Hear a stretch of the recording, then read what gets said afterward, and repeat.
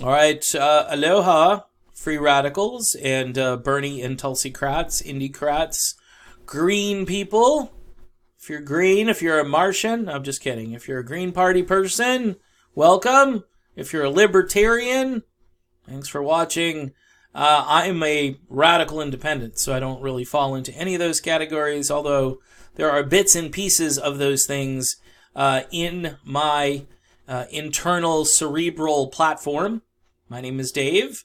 And Tulsi Gabbard's sister took to the internet yesterday via probably Twitter, Facebook. I can't remember where I saw the video. It might have been Facebook, which I don't spend a lot of time over there. So the video did catch my attention. And she asked those of us who do videos to do a Why Tulsi video. Why are we supporting Tulsi Gabbard for president? Well, at the top of that list has to be the fact that she's the only real anti-war candidate running. That's number one. I know Bernie Sanders has embraced that platform just a little bit, but not to the extent that we've seen Tulsi Gabbard advocate for less intervention and for no more regime change wars. She really basically fashioned that statement and made it a thing, so I got to give Tulsi Gabbard credit there. So that's number one.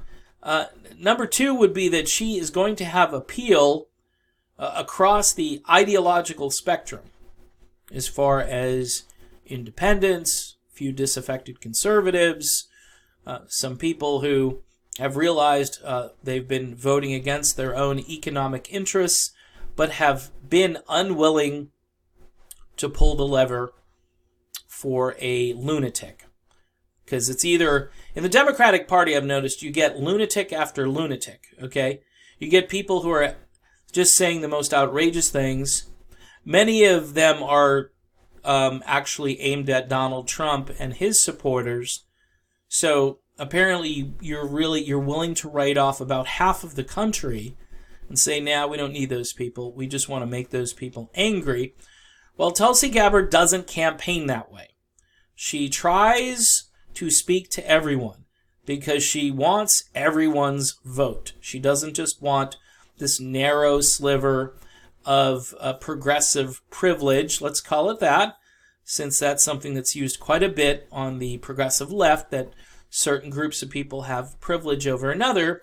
Well, I would say that there are a privileged few in the progressive movement that also behave a certain way. They drink their coffee at certain restaurants and they drive certain hybrid cars and so forth. And we need to appeal to, say, truck drivers in Iowa, or wherever. We need to, like Bernie Sanders is trying to appeal to a lot of the working class people, and most of his donations are from people that earn less than $50,000. Those are my people, okay? And the majority of the country, because you have, the 1%, and then you have, the 99%, right? And quite honest, or the 97%, I can't remember what number, but about 97% of the population are working class people, or people that might have white-collar jobs or whatever, but work hard and, aren't really being represented. So Tulsi Gabbard, she'd be representing those people. Then you could just rattle off words like integrity, courage, honor, duty, sacrifice, love. Ooh. Oh, well, wait. I remember one article they wrote about Tulsi Gabbard, and they were talking about how she was trying to bring the spirit of aloha and love, and how that seemed rather glib, but it might work in these sort of dark political times because Trump is the president. Well, that little insight they had at the end was actually really, really accurate. I mean, Marianne Williamson has basically based her whole campaign on that idea that there is kind of a dark psychosis. And if you are a current Trump supporter, here's the deal. You may like some of the stuff Donald Trump is doing, But don't tell me for the second that you look to him as some kind of a role model in your life, somebody you can look up to, somebody that you can tell your kids about in a positive way. Your kids know what Trump is about. And if you're raising your kids with like just a small smidgen of, integrity, you can't be pointing to Donald Trump as your role model. Tulsi Gabbard would make an excellent role model for the youth of America, and it would be such a pleasure and such an upgrade to have her at 1600 Pennsylvania Avenue. So these are a few things that I thought about Tulsi. She's got a great foreign policy. Oh yeah, and here are some policy things, because we should really talk policy. His policy is what's going to win elections if people get educated on what these candidates actually stand for and what they mean by a public option versus, say, Medicare for all. Tulsi Gabbard, she's for Medicare for all. She's also for free public higher education. And there's an easy way, by the way, to forgive student loan debt as well. And I believe Tulsi Gabbard is for that. Bernie Sanders, by the way, spells this out clearly in a video he did with Joe Rogan. I really think Tulsi Gabbard and Bernie Sanders are very close on all their domestic policies. So when Bernie outlines a program or a plan, I think Tulsi is pretty much on board with everything. I haven't heard her disagree with anything that Bernie has said as far as policy, except for maybe when felons can vote and so forth. Can they vote from prison? Tulsi Gabbard says no. Bernie says yes. I don't think that's an issue most Americans are really that concerned about. I just don't. But getting back to why Tulsi, because that's why we're doing this video here. Tulsi Gabbard is a patriot. She's a real dissenter. Dissent is patriotic. Going along with the establishment is not patriotic. It's zombie-like behavior, and it's illustrative of a deeper problem with the media and with the way information comes to us. Tulsi Gabbard is, by the way, for freedom of speech. That is a big one for me. If you're for censorship, look, I get this argument, hate speech, but who's defining the hate speech? And who's to say what is and what isn't? Hate speech this year might be different next year. And I don't want to hear about hate speech. That's not what the founders were concerned about. They were concerned about protecting speech that was vile and at times disgusting. And there are other ways that you can, boycott that behavior and marginalize those people that you feel are doing damage to the discourse part of it. But we've seen free speech rights infringed upon people both on the left and the right, by the way. So it's coming if we let it continue. Tulsi Gabbard is certainly for Julian Assange and doesn't believe that Julian has done anything wrong other than just publishing information. He's a publisher, he's a journalist, and therefore he should be going free. All of these things. Tulsi Gabbard, by the way, is not a blind supporter of countries like Saudi Arabia and Israel. She's made it clear that even though, she's certainly against anti-Semitic behavior and dialogue, she's certainly not into writing a blank check for any country and favoring one country over another country and picking winners and losers when it comes to who our allies are. Well, it's not. I guess it's not that simple, or maybe it is a little more complicated than that. But the point is yeah, she's willing. I know she's willing to meet with a dictator, and that, of course, makes her a bad person.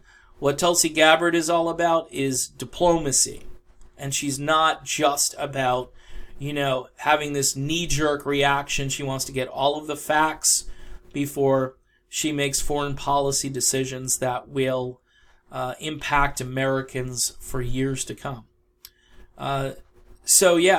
Tulsi Gabbard would be a huge upgrade in the White House for all of these reasons and more. You could go on and on. The fact that she's very pleasant to look at. Let's just be frank and honest and open. And that would be a huge upgrade from the orange man that we have to look at each day, who's on TV constantly, and who, by the way, the media loves to put on TV because apparently that generates ratings. The people who like him and the people who hate him, everybody tunes in. That's the thing about this whole Trump phenomenon, because Trump is doing well because he gets free publicity. He got it during the election. He's gotten it since. Everybody wants to cover every tweet that he does. Tulsi Gabbard would be a humble servant, and she would take the presidency seriously. This wouldn't be about her. It would be about us.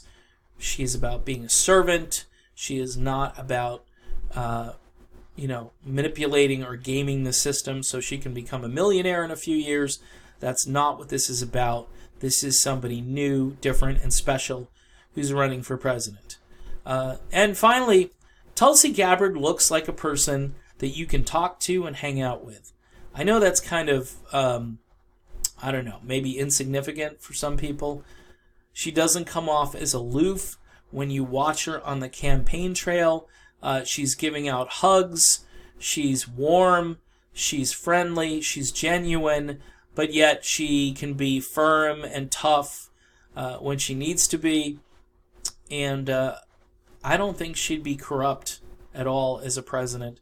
I think she would root out the corruption because her whole life has been based on doing good things, cleaning up the beach when nobody else would, going to Standing Rock when nobody else would. I mean, you go on and on about some of the things that she's done, which fly in the face of what most politicians are all about. Once politicians get elected, they typically forget about their constituents and mug for the camera and try to become rock stars rather than servants of you and I. So there you go. There's a lot more. The fact that Tulsi was willing to go out and honor her military obligations in the middle of a campaign where and when her momentum was actually going up, for most people, that's a positive thing. If you look at the news media, they're trying to make sense of it, and they think it's some sort of a trick or a gimmick or, political maneuvering. It's not. It's just what Tulsi is all about. What you see is what you get, and I like what I see. So kudos to Tulsi Gabbard, and that is my Why Tulsi video. I hope you do a video too. If you watch this video and you can upload a video to YouTube, let's make this like that whole walk away thing, which is, whether you agree with it or not, it's viral, and everybody's walking away from the Democratic Party. I am a Democrat right now, which is ironic, but it's because I have to register as one to vote for Tulsi Gabbard in the Florida primary. So, in any event, I know Joe Biden is up by like 100 points here in Florida. It's stupid, but I'm casting that vote for Tulsi Gabbard one way or another. So, make your video if you've got one, or if you haven't gotten one yet, make one. And Tulsi Gabbard, 2020. She's the real deal. Talk to you soon.